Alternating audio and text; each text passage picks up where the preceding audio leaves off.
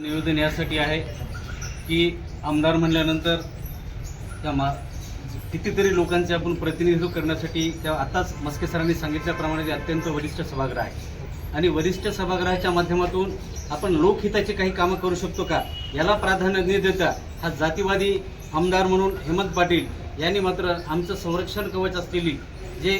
Atrocity act आहे त्यावरच यांनी जर संशय घेतला असेल तर हा अत्यंत संतापजनक विषय आहे। आणि आज या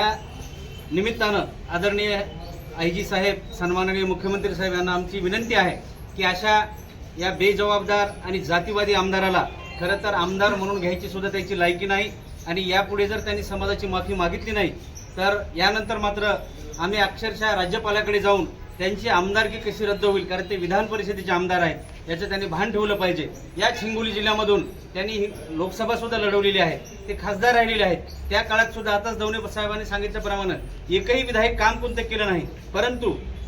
आज मात्र फक्त द्वेषाच्या पोटी ज्या डॉक्टर बाबासाहेब आंबेडकरांच्या संविधानावरती हा आमदार म्हणून बसलेला आहे त्यांनी मात्र संविधानावरच संशय घ्यायला लागलेत। जातीवादी ही जी भाषा आहे ती अत्यंत